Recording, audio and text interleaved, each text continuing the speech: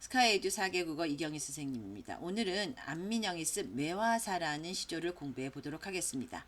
이 매화사는 연시조인데요. 안민영의 스승인 박효간의 기르던 매화를 보고 쓴 시조라고 합니다. 자, 내용으로 들어가기 전에 이 시조에 대해 쓰여진 배경에 대해서 한번 잠깐 살펴볼게요. 안민영의 스승은 박효간이라는 사람이었습니다. 박효간은 여러분도 잘 알다시피 가곡 원료라는 문집을 낸 사람입니다. 그래서 그 박효간과 함께 몇몇 사람이 한 2, 4명의 백바롱 나이 든 사람들이 모여서 부른 노래입니다. 근데 그 부르게 된 배경이 박효간이 매화를 기르고 있었는데 스승이 키운 매화를 보고 안민영이 글을 쓴 겁니다. 자, 한번 보도록 할게요. 매형이 부딪힌 창에 오긴금차 비겨신저라고 했습니다. 매형이라는 말은 매화 그림자를 나타내고요. 부딪힌 창에 오긴금차라고 했습니다. 금비녀를 지른 여인, 이건 누굴 가리킬까요? 그렇죠. 매화를 나타낸다고 할 수 있습니다. 그 매화가 비겨신저라는 말은 비추고 있구나 라는 말이에요. 비추고 있구나. 2, 3 백바롱이라는데 두세 명의 백바롱, 박효간과 안민영 그리고 같이 있는 그 기생들이나 뭐 이런 같이 놀고 있었는데 검은 거와 노래로 풍류를 즐기고 있는 거죠. 노래로다. 이윽고 잔잡아 권할 적에 달이 또한 오르더라. 그래서 굉장히 환상적인 분위기를 나타내고 있습니다.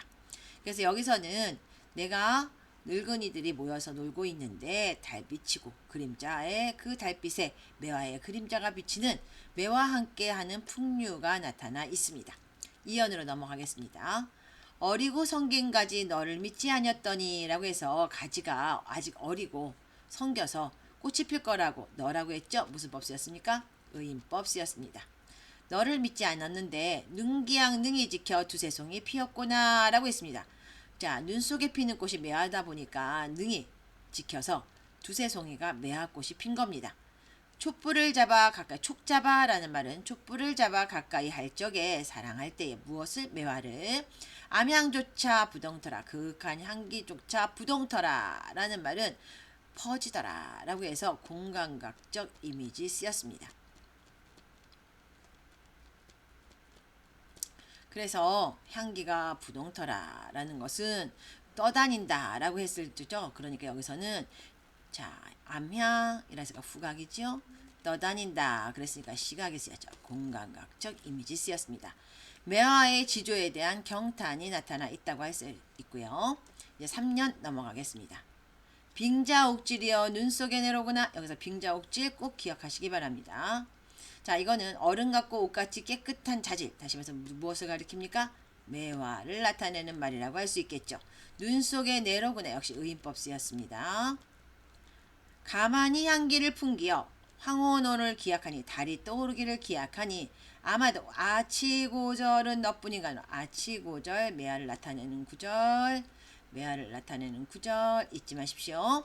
너뿐인가 하노라. 의인법 쓰였습니다. 그래서 매화의 빙자옥질 아치고절에 빙자옥질 아치고절 그래서 아름다움을 나타내는 것은 여기 제가 쓴 것대로 빙자옥질 되겠고요.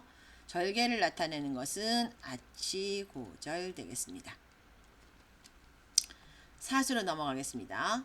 눈으로 기약터니 눈이 오면 핀다고 하더니 과연 네라고 해서 또시 의인법 쓰였죠. 네 피었구나.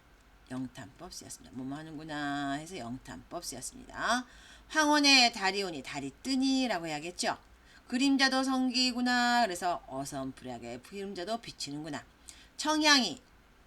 청향이라는 것은 매화의 맑은 향기를 나타내고 있는데요. 잔에 떴으니 취코 놀려 하노라 라고 해서 매화와 함께하는 유흥에 대해서 노래하고 있습니다. 오수입니다.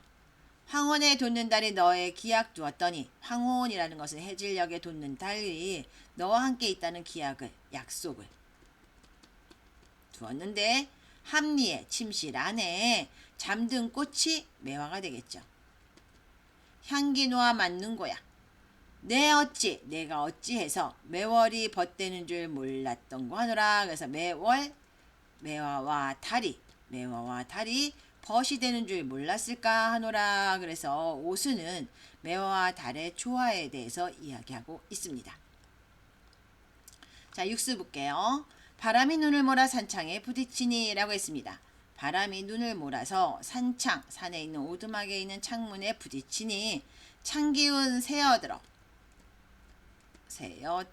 되겠죠. 새어들어와 자는 매와 침노하니 아무리 어르려 한들이라는 것은 지조와 절개가 되겠죠. 지조와 절개를 어룬다라는 것은 못하게 한들 봄뜻이야 지조와 절개야 아슬소냐 빼앗을 수 있겠느냐라고 해서 세봄이 올려는 뜻을 뺏을 수는 없다. 매화의 구준 지조 나타내고 있습니다. 근데 지금 육수까지는 평시조입니다. 그런데 칠수는 여러분이 보다시피 사설시조 형식을 띠고 있습니다. 이렇게 사설시조 형식을 띠고 있는 이유가 있는데요. 이것은 왜 그러냐면 안민영이 가객이라고 했죠. 그래서 이것은 그 당시에 사설시조만 악곡에 붙여 부르는 소용이라는 것이 있었습니다. 그래서 여기서 칠수는 그 소용이라는 것에 붙여 부르기 위한 장치라고 할 수 있습니다. 그래서 칠수만 노래를 부르기 위해서 사설시조로 창작이 된 겁니다.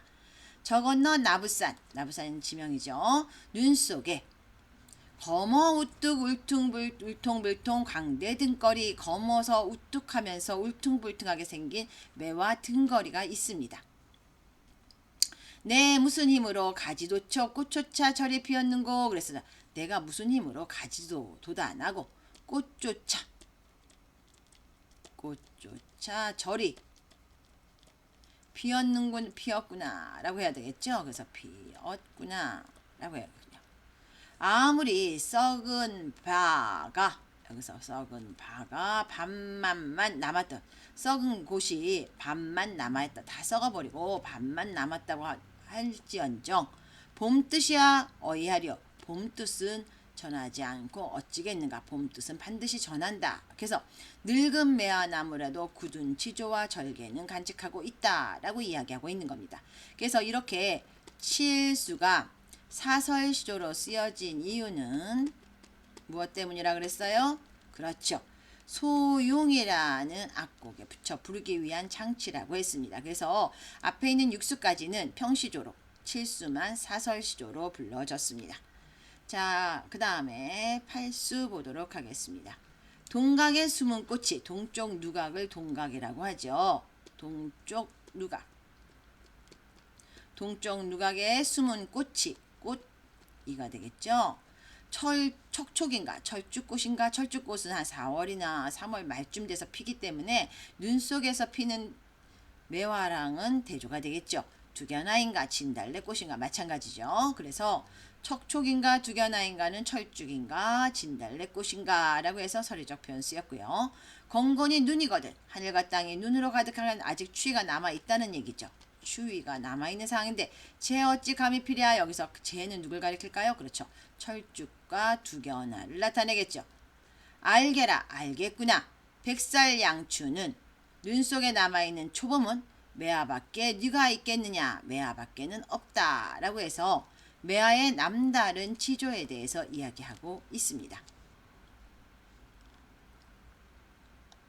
자, 핵심 정리 다시 한번 볼게요. 총 8년으로 되어 있는 연시조고요. 영탄적이고 무엇을 영탄했어요? 매화. 무엇을 예찬했어요? 매화. 그 다음 분위기가 굉장히 환상적이죠. 그래서 예찬적이면서 환상적이라고 할 수 있습니다. 작가의 기품이 어디에 매화에 투사돼서 표현되어 있고요. 매화의 그윽한 향기를 통해서 지은이의 고결한 성품을 엿볼 수 있습니다. 자, 너를 하면서 의인화시키는 부분 많이 나타나 있죠. 그래서 매화를 의인화해서 고결한 성품을 지닌 존재로 묘사했고요.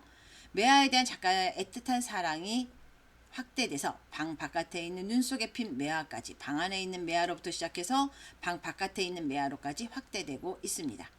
서리법 많이 보이고요. 영탄법 많이 보이고요. 그 다음에 대조법 보이고 있습니다. 대조법이 보일 때는 매화와 철쭉이라고 했죠. 거기서 철쭉과 두견화, 진달래꽃 이렇게 대조를 보이고 있습니다. 제재는 매화고요. 주제는 매화 예찬이 되겠습니다. 자, 여기서 보면 1수부터 8수까지 있는데 제가 7수에 주목하라 그랬죠? 왜? 7수만 사설시조다. 1수에서 보면 매화에 대해서 함께하는 풍류, 이사몽의 늙은이들이 모여서 노래를 부르고 있다. 자, 그 다음에 두 번째는 지조에 대한 경탄. 그 다음에 빙자옥질, 아치고절, 그래서 지조와 절개를 나타내고 있고요. 매화와 함께하는 융, 그 다음에 매화와 달의 조화를 나타내고 있어요. 이 둘이 벗이 될 수 있다라고 이야기하고 있죠. 매화와의 굳은 지조를 6수에서 7수에서는 늙은 매화, 등거리에 있는 늙은 매화도 반밖에 남아있지 않는 늙은 매화도 굳은 의지를 가지고 있다. 그래서 사설시조 부분이라 그랬어요. 무엇을 하기 위해서? 소용이라고 해서 가곡으로 노래 부르기 위한 거라 그랬습니다. 8수, 매화의 남다른 치조에 대해서 이야기하고 있습니다. 이 시는 고종 때 안민영이 지은 시조로 처음에 원경으로 노래하다가 밖에 있는 매화까지 확대되고 있는 모습으로 보여지고 있는데요. 자, 여기서는 매화, 여인, 금차옥인이라고 했죠. 그 다음 백바롱, 검은고, 노래, 달, 술잔 이렇게 한 폭의 그림처럼 마치 동양화를 보는 듯한 그림을 주고 있고요. 원경에서 근경으로 바뀌면서 진술의 초점이 매화 자체에 모아지고 있습니다. 자, 처음에는 눈 속에 피는 매화, 매화 속에서의 달을 묘사해서 달과 매화의 조화롭고 정한 분위기를 나타내고 있다고 한다면 뒤로 넘어가면서 방 안에 있는 매화가 방 바깥에 있는 매화로 확대된다고 볼 수 있습니다. 자, 그래서 여기서 방 안의 매화가 방 안의 매화에서 방 바깥에 있는 매화로 이동해서 설명하고 있고요. 매화에 대한 애틋한 사랑, 의식의 확산, 그 다음에 묘사, 미적 짜임 이런 것들이 뛰어난 작품이라고 할 수 있습니다. OX 문제 풀어보도록 하겠습니다. 이 시조에서 매화를 사람처럼 의인해서 표현하고 있다 했는데 노노 했죠? 맞습니다. 대상 간의 비교를 통해 공통된 속성 부각하는 건 보이지 않고요. 이 시를 매화사 또는 영매가라고 부르는데 모두 팔수로 되어 있다고 했죠? 맞고요. 서리법 썼고요. 영탄법 썼고요. 대조법, 다양한 표현법을 구사해서 매화에 대한 애정 드러내고 있는 거 맞습니다. 주체인 작가와 객체인 매화가 하나 된 자연과 내가 하나 된 물화일체의 물시미려의 경지를 나타내고 있는 것도 맞습니다. 자, 그 다음에 서술형 문제 보도록 하겠습니다. 이 시의 성격은 어떠냐라고 했는데요. 이 시는 일단 매화를 예찬했으니까 예찬적이 되겠죠. 예찬적이다 라고 얘기할 수 있겠고요. 영탄적인 표현 많이 쓰여서 영탄적이다 라고 얘기할 수 있습니다. 또 분위기는 굉장히 환상적이죠. 그림자가 있고 또 달이 뜨고. 자, 이 시의 이명은 영매가 또 영매사라고 합니다. 자, 매화를 나타내는 시어 있었죠. 어디요? 빙자옥질. 또 무엇이 있었습니까? 아치고절 있었습니다. 자, 매화 대비되는 다른 꽃 두 가지를 쓰시오 그랬습니다.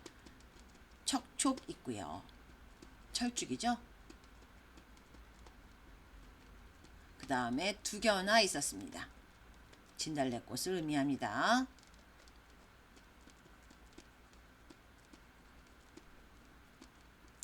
자, 마지막으로 이 시의 이수에서 공간각자 표현이 쓰인 부분 찾으라 그랬는데요. 아까 제가 설명드렸죠? 암양조차 부동터라.